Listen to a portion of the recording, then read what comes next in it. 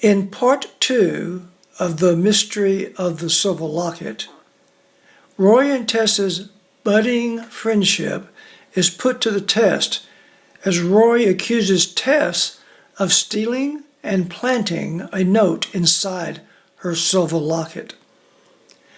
The note contained the first part of a rhyme similar to those found in Agatha Christie's novel, And Then There Were None. It read, 10 little schoolmates caught in a bind, one got lost, and then there were 9. Cut off from the outside world by the storm, the students struggled to understand its meaning until they realized that Jameson was lost. And then they hear a blood-curdling scream coming from the direction that Miss Bottles had traveled. A short time later that afternoon, none of the students have returned. Charlie yells off stage left, "Tess, Roy, where are you?" Roy, from off stage left, "I'm in the kitchen." Charlie calls again, "Tess!" Tess, from off stage left, "I'm outside the headmistress's office. Let's meet back at the common room." Roy enters the common room and crosses to the table. She immediately looks for her locket. Tess enters with Charlie. "This place is too big. We don't have enough help to search everywhere." Charlie crosses stage right towards the hallway. Tess follows. "We'd better check on the others." Roy looks all around the table. "Where is my locket? I laid it right here." They all three turn and look towards the Christmas tree. Charlie is shocked. "It can't be." The locket is hanging on the Christmas tree.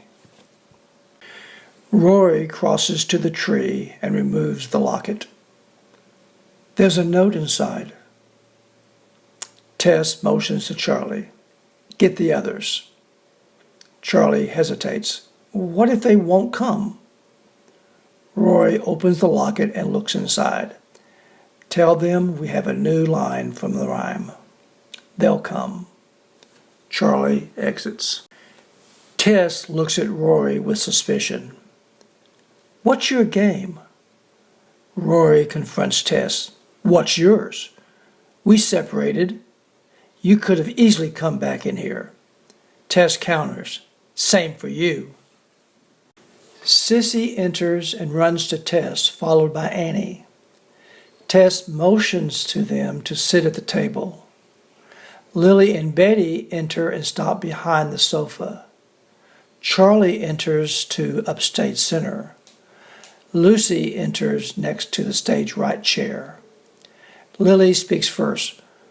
"What happened? What?" Betty cuts in. "Did you find?" Tess takes a breath. "While we were searching for Miss Bottles, someone came into this room and took Roy's locket from the table, placed a new piece of the rhyme inside, and hung it on the tree." She looks at Roy. "What does it say?" Roy replies, "As if you didn't know." Tess is incredulous. "I don't know. Anyone here could have come in here and planted the note in the locket." Roy argues, "But you're the only one with an Agatha Christie novel that is inspiring all of this." Tess counters, "A book that I checked out of the school library. Who else here has checked it out?" No one answers. Charlie steps forward. "We can find out. I can get into the records at the library." Annie raises her hand. "I'll admit that I saw the movie on TCM." Lucy responds, "I don't read books." Lily speaks up. We read, Betty cuts in, fan fiction, mostly Harry Potter, and Lily cuts in, Twilight fan fiction. Tess moves towards Rory. I read a lot of mystery, suspense, and spy novels. One common thread in all of them is the new person among the other established characters. You're new. What do we really know about you? Rory is holding back tears. Nothing. And let's just keep it that way. This is why I don't have friends. It's not worth it. Tess stops her attack. You're wrong about me.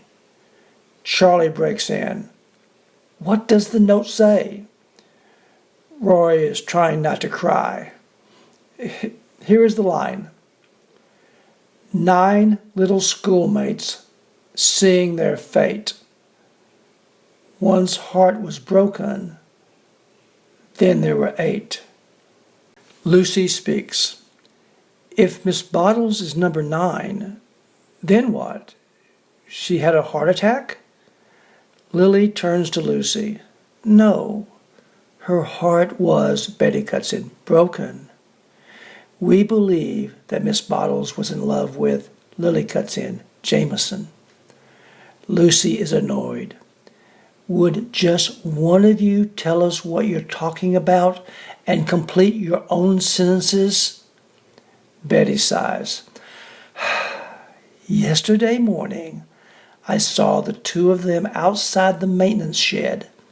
Miss Bottles showed some affection for Jameson. Lily asks sarcastically, May I? That afternoon, we overheard Jameson insisting that they talk about something important. Betty continues. And she refused to talk until he came back from town. I bet they were having a lovers. Lily cuts in, giving Lucy a dirty look. Spat. Tess remembers. She did run out of here awfully fast when you told her about his truck. Rory dries her eyes. At least whoever wrote this rhyme thought she's in love with him.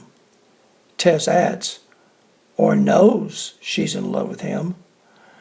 Lucy staring at Lily and Betty, which points the finger at Lily and Betty as the ones who are behind all this. Lily and Betty scream, It's not us! Lucy continues, We only have your word that you saw them together. Rory looks at them. And the truck. Did the 2 of you take my locket? Lily and Betty shout, No, how could we? Lucy is not stopping. You had time to do it while they searched for Miss Bottles. Annie defends the twins. And the same is true for you, Lucy. Sissy jumps in. Lucy threatened Tess. Annie agrees. I heard it too. Rory crosses to Lucy. Is that true? Lucy stands her ground. Yes, I told her to mind her own business or she might get hurt. Rory continues. So you're doing all this to frame Tess? Lucy backs off. No, that's not what I'm saying. How could I? Sissy stares. Well, you're a mean girl. Lucy pauses. I'm not that mean. Annie sits. You could have fooled me. Charlie puts up his hands. We need to stop being suspicious of each other. Tess looks at Rory. Rory, stop and think. WWBD. Rory understands what she means. What would Buffy do? She pauses. Get the Scooby Gang together to figure out how to fight the vampires and save the world. Lucy is confused. What are y'all talking about? Rory's shoulders drop. It's sad that you don't know. Charlie's right. First, we need to stop fighting each other. We need to work together to figure out who's doing this. What happened to Jameson and Miss Bottles? Who's planning these rhymes? Tess adds. Who has motive, means, and opportunity? Sissy pops up. And then we slay the vampires. Charlie looks at Roy. She doesn't really mean vampires. You don't, do you? Roy smiles. No, I don't. Betty asks, where do we, Lily cuts in, start? Tess answers, with Jameson's disappearance. Annie is thinking, if his truck was here this morning, then he may never have left. Roy adds, or he came back and is here. Tess concludes, he's either lost or he's behind all this. She pauses. A minute ago, Lucy said something that made a lot of sense. Lily and Betty look at her. Lucy? Lucy is surprised. Me? What did I say? Tess continues. You said, how could I? Meaning, how could you do all of this? Lily and Betty said the same thing. That's a good question. Lucy, you could do a lot of things to get back at me or hurt me. But could you or any of us cause Jameson to get lost? Or make Miss Bottles disappear? And don't forget, she screamed when we were all together. Lucy asks, so Jameson is behind all this? Charlie adds, or Miss Bottles. Annie contributes, or maybe it's someone else, someone we don't know. Sissy asks, a vampire? Tess thinks about that. Or worse. Lily asks, what's worse, Betty cuts in, than a vampire? Charlie gasps, OMG. There is a state hospital for the criminally insane on the other side of town. With the storm hitting, what if, Lucy cuts in, one of them escaped? Lights go out. The girls scream. Tess calls out, nobody move. The lights flicker. The lights come back on. The girls look at each other. Roy lets out a breath. That was close. Tess cautions. The generator must be close to running out of gas. Lucy returns to the previous discussion. But what about the maniac that escaped? Tess shakes her head. I don't think it's an escaped inmate. Betty asks, why? Lily cuts in, not. Tess states logically, because whoever is behind this has to know us. Roy agrees. That's right.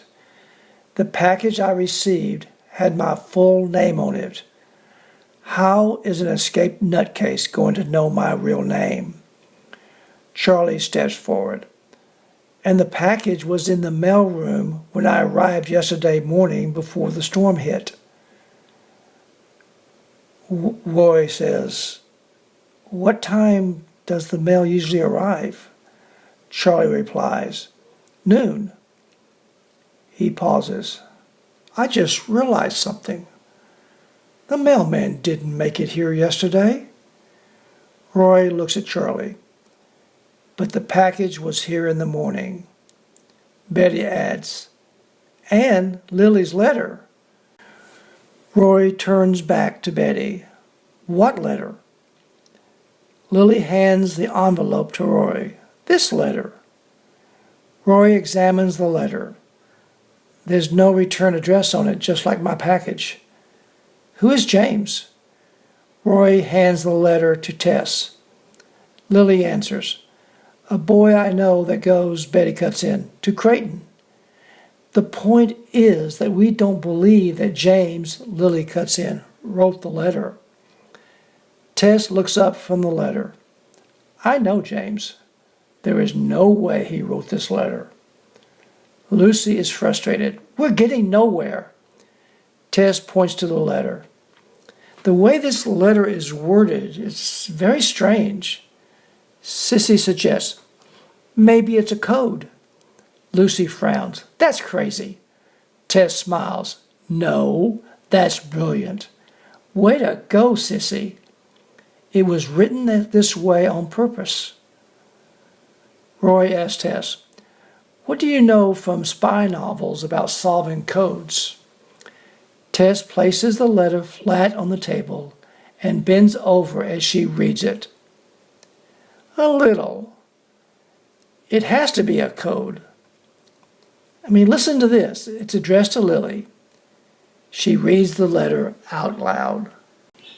"Colorado is under a severe storm warning. Snow is falling an inch every hour. It's predicted that we will have 4 feet. It will reach you by the 21st. The snow and wind are headed east. By then, there will be a mountain of snow between you and me. Gladly, I'll climb to see your face." She pauses. The answer has to be simple. Annie is taking a closer look at the letter. Why? Rory agrees with Tess. Because whoever wrote it wants us to solve it. Sissy adds, "And we're just kids." Betty asks, "Where do we," Lily cuts in, "begin?" Tess explains, "Some of the words in this letter, when put together in the right order, will give us the message." Roy asks, "But which words?" Tess continues, "Some codes have a key. In one spy novel I read, the key was a book. The code was a series of numbers. Once the hero found the correct book, the numbers led him to the pages and lines that had each word of the message. We just have to figure out the key. Or we will have to guess through a process of elimination." Lucy throws up her hands. "Great! By the time we figure this out, we'll be down to," and then there were none. Annie, looking at the letter, "What is 7/7 at the top?" Roy and Tess together, "That's it." Charlie announces, "Today's date is 12/21, December 21st. 7/7 is July 7th. Lucy is confused. "I don't get it." Tess explains, "If James wrote this, why would he date it July 7th? It is there for a purpose. That's the key. 7. Roy adds, "So we find the 7th word in each sentence." Tess cuts in, "And see if they make sense." Roy to Tess, "Did we just do a twin thing?" Tess shrugs, and then they both cross to the chalkboard to write the words. First sentence, 7th word is warning. Second sentence, it's hour. Third, it's 4.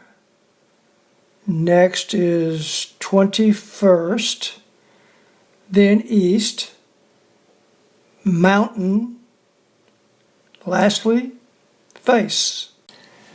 Annie reads the board. Warning, hour, 4, 21st, east mountain face. Lily states, "Warning," Betty cuts in, "makes sense." Tess concludes, hour and 4 seem to go together. Rory agrees, 4 a.m. or 4 p.m. Tess asks, 21st? They all yell, "Today is the 21st. Tess continues, "Then East Mountain." Lucy frowns. "The mountains are to the west." Sissy corrects her. "But the face of the mountain looks to the," they all cut in again, "east." They all look stage right to see the west hallway leading to the broken window and a view of the east face of the mountain. Charlie steps forward. "So, today's at 4 o'clock, we should look at the east face of the mountain?" Lucy reacts, "No, I don't think we should play along. Why should we give whoever is behind this the satisfaction of doing what they want us to do?"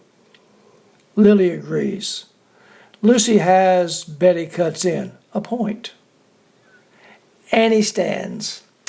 "My dad taught me how to handle bullies. We're from Texas, so he gave me a lot of good advice." Sissy stands. "Yeah, don't mess with Texas." Betty asks, "What did he," Lily cuts in, "teach you?" Annie replies, "Among other things, he told me to do what is not expected." Charlie concludes, "So we're expected to solve the code, and now we're expected to look through the broken window to see another clue?" Rory adds, "Or worse." Tess looks at her watch.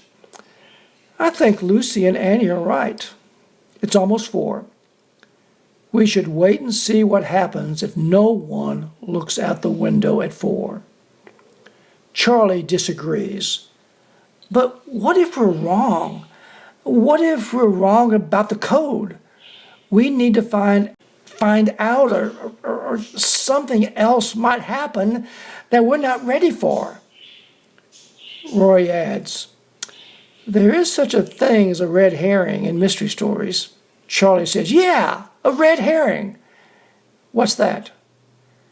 Rory explains, "It's a false clue that leads the detective in the wrong direction."